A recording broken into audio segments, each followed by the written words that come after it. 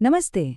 आज हम इतिहास के उन पन्नों को पलटने जा रहे हैं जहां भारत के एक ऐसे शानदार साम्राज्य की कहानी छुपी है जिसके बारे में शायद हम में से ज्यादातर लोगों ने सुना ही नहीं। एक ऐसा साम्राज्य जो समुंदर पर राज करता था।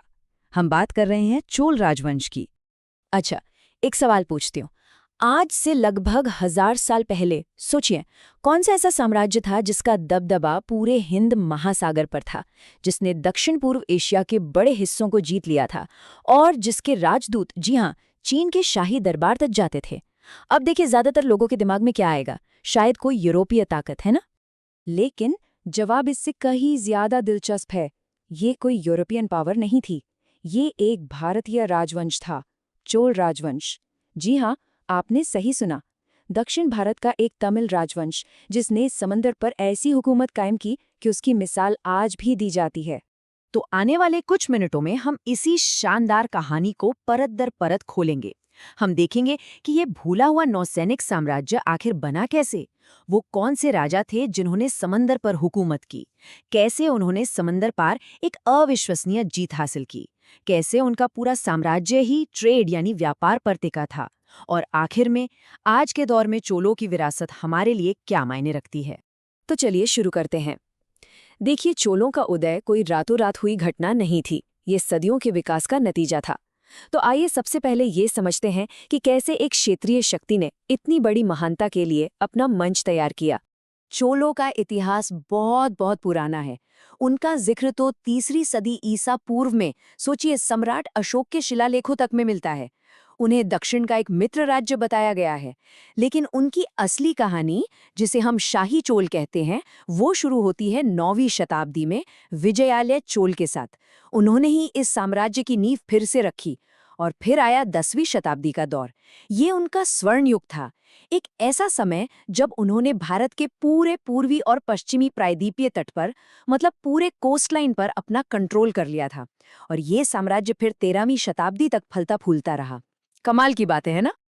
अब सवाल ये है कि ये स्वर्ण युग आया कैसे, इसकी नींव क्या थी? देखिए, कुछ बहुत ठोस वजहें थी। सबसे पहली और सबसे बड़ी वजह तो थी उनकी किस्मत, उनकी भौगोलिक स्थिति। इतनी लंबी कोस्ट लाइन, मतलब समंदर का किनारा, तो व्यापार के लिए जैसे बना ही था। यहाँ से मसाले, कॉटन, हाथीदांत जैसी चीजें दुनिया भर में जाती थी। और इस ट्रेड से जो बेहिसाब दौलत आई, उसका इस्तेमाल उन्होंने किया कला और वास्तुकला में। इसका सबसे बड़ा, सबसे शानदार सबूत तंजावुर का बृहदेश्वर मंदिर, मतलब कमाल की चीज है। पर बात सिर्फ पैसे की नहीं थी। उन्होंने एक बहुत ही जबरदस्त सिविल सर्विस बनाई, एक बेहतरीन एडमिनिस्ट्रेटिव सिस्टम। और कावेरी नदी के डेल्टा में तो उन्होंने वाटर मैनेजमेंट का ऐसा सिस्टम बनाया जो आज भी इंजीनियर्स के लिए केस स्टडी है।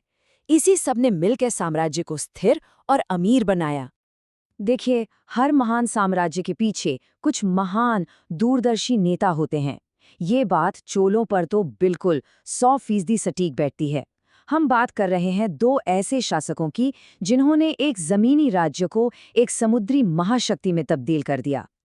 और ये थे पिता और पुत्र की एक जबरदस्त जोड़ी, राजराजा चोल प्रथम और उनके बेटे राजेंद्र चोल प्रथम। राजराजा चोल को आप एक साम्राज्य का आर्किटेक्ट समझ सकते हैं, एक विजनरी, एक साम्राज्य निर्माता। उन्होंने ही भारत की पहली ऑर्गेनाइज्ड रॉयल नेवी बनाई और समंदर पर छा जाने का सपना देखा, उसकी नींव रखी। और उनके बेटे राजेंद्र चोल, वो थे एक शानदार नौसैनिक विजेता। उन्होंने अपने पिता के बनाए उसी हथियार यानी नौसेना का इस्तेमाल किया और उस सपने को हकीकत में बदल दिया। उन्होंने साम्राज्य को उसकी बुलंदियों तक पहुंचाया। राजराजा ने ये नींव बहुत ही सोच समझकर एक एक कदम ध्यान से रखकर बनाई।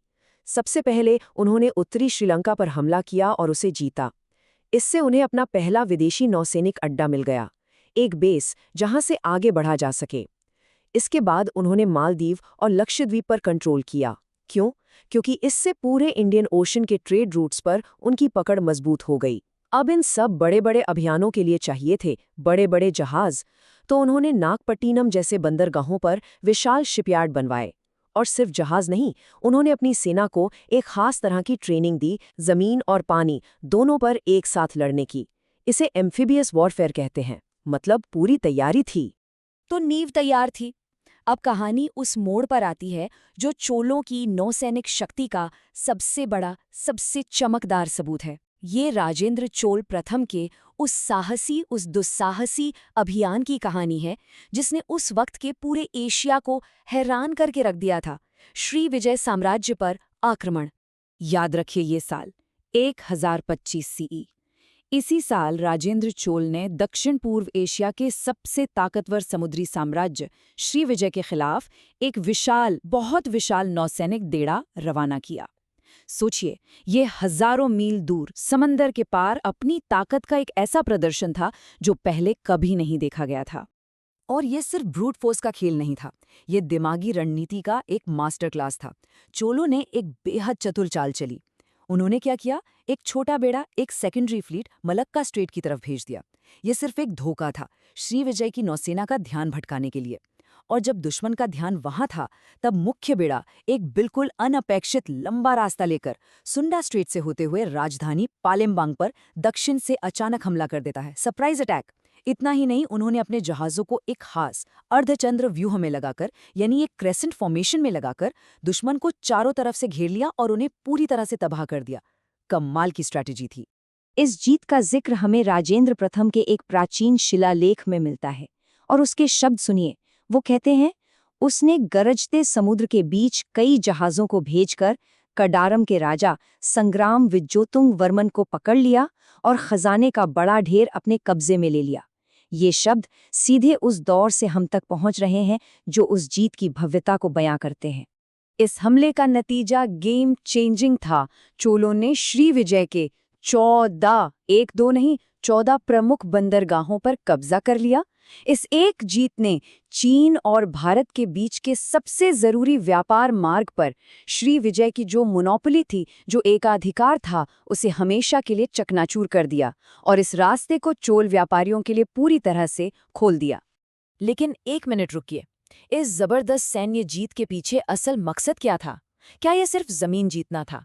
नहीं, ये सिर्फ विजय के लिए नहीं था। ये एक ऐसे साम्राज्य का निर्माण था जो ट्रेड पर यानी व्यापार पर फलता फूलता हो। तो चलिए अब ये देखते हैं कि कैसे इस समुद्री दबदबे ने चोलों की समृद्धि को नई ऊंचाइयों पर पहुंचाया। चोल अपनी नौसेना का इस्तेमाल सिर्फ लड़ने के लिए नहीं करते थे, वे इसका इस्तेमाल अपनी ताकत और अपनी प्रतिष्ठा दिखाने के लिए भी करते थे। आज की दुनिया में इसे गनबोट डिप्लोमेसी कहते हैं। जरा कल्पना कीजिए, उनके विशाल जहाज जब किसी विदेशी बंदरगाह पर पहुंचते होंगे तो वो सिर्फ सैनिक नहीं लाते थे, वो अपने साथ लाते थे चोल साम्राज्य की शक्ति का, उसकी समृद्धि का, उसकी संस्कृति का एक जीता जागता सबूत। और जब सामने इतनी ताकत हो तो व्यापारिक समझौते करना कितना आसान हो जाता होगा। तो चोल नौसेना के कई अलग अलग काम थे। ये एक मल्टीपर्पज टूल की तरह थी। शांति के समय में इसका काम था समुद्री डाकुओं का सफाया करना ताकि ट्रेड रूट सेफ रहें। दूसरा, ये तमिल व्यापारियों के जो बड़े बड़े काफिले होते थे उन्हें प्रोटेक्शन देती थी, एस्कॉर्ट करती थी। तीसरा, जब जरूरत पड़ती थी तो ये विदेशों में सेना को पहुंचाने और उन्हें रीइंफोर्स करने का काम करती थी। और चौथा, जैसा हमने अभी बात की, ये साम्राज्य की ताकत का एक चलता फिरता डिप्लोमेटिक सिंबल भी थी। अब जरा सोचिए, हजारों मील दूर समंदर पार के इलाकों पर हुकूमत करना कितना मुश्किल रहा होगा।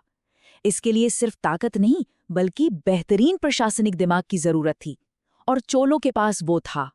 उन्होंने क्या किया? उन्होंने स्थानीय शासकों को उनकी गद्दी पर बनाए रखा, लेकिन फाइनल कंट्रोल अपने हाथ में रखा।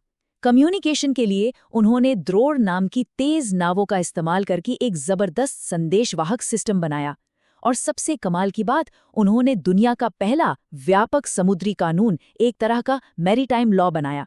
इसमें बंदरगाहों के नियम क्या होंगे, कस्टम ड्यूटी कैसे लगेगी, व्यापारिक झगड़े कैसे सुलझाए जाएंगे, सब कुछ स्टैंडर्डाइज कर दिया था। चोलों ने वाकई एक असाधारण साम्राज्य बनाया, लेकिन उनकी कहानी अक्सर इतिहास के पन्नों में कहीं दबकर रह जाती है। तो चलिए अपने आखिरी हिस्से में हम ये देखते हैं कि इस भूले हुए समुद्री साम्राज्य की गूंज आज भी हमारे बीच कैसे सुनाई देती है।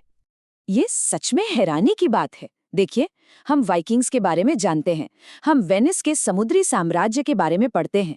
चोलों की उपलब्धियां किसी भी तरह से उनसे कम नहीं थीं, बल्कि कई मामलों में ज्यादा ही थीं। फिर भी उन्हें वो पहचान नहीं मिली जिसके वो हकदार थे।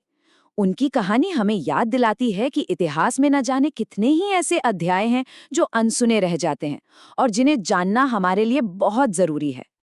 लेकिन जानते हैं, भले ही हम उन्हें भूल गए हों, उनकी विरासत आज भी हमारे चारों तरफ जिंदा है। चोलों के साथ साथ तमिल संस्कृति और भाषा दक्षिण पूर्व एशिया तक पहुंची। आज भी अगर आप कंबोडिया के अंकोर वट या इंडोनेशिया के प्रम्बनन जैसे भव्य मंदिरों को देखें, तो उनकी वास्तुकला में आपको दक्षिण भारतीय शैली की साफ झलक मिलेगी। मलय, जावानीज जैसी भाषाओं में आज भी कई तमिल शब्द इस्तेमाल होते हैं। और सबसे अहम बात, उनके प्रभाव से हिंदू और बौद्ध परंपराओं का एक ऐसा खूबसूरत संगम बना जिसने उस पूरे क्षेत्र की सांस्कृतिक पहचान को एक नया ही रूप दे दिया। और उनकी रणनीति, अरे वो तो आज भी उतनी ही, बल्कि शायद उससे भी ज्यादा प्रासंगिक है। दौलत और व्यापार को कंट्रोल करने के लिए समुद्री रास्तों के जो चोक पॉइंट्स हैं, जैसे मलक्का स्ट्रेट, उन पर नियंत्रण करने की जो चोल रणनीति थी, वो आज दुनिया भर में चल रही जियोपॉलिटिकल होड़ में हमें साफ साफ दिखाई देती है। आज भी देश उन्हीं रास्तों पर कंट्रोल के लिए लड़ रहे हैं। तो हम इस कहानी को इसी एक सवाल के साथ खत्म करते हैं।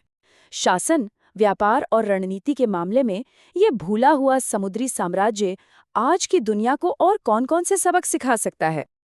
चोलों की कहानी सिर्फ अतीत का एक किस्सा नहीं है। नहीं, ये शक्ति, समृद्धि और संस्कृति का एक ऐसा पाठ है जो हमेशा प्रासंगिक रहेगा।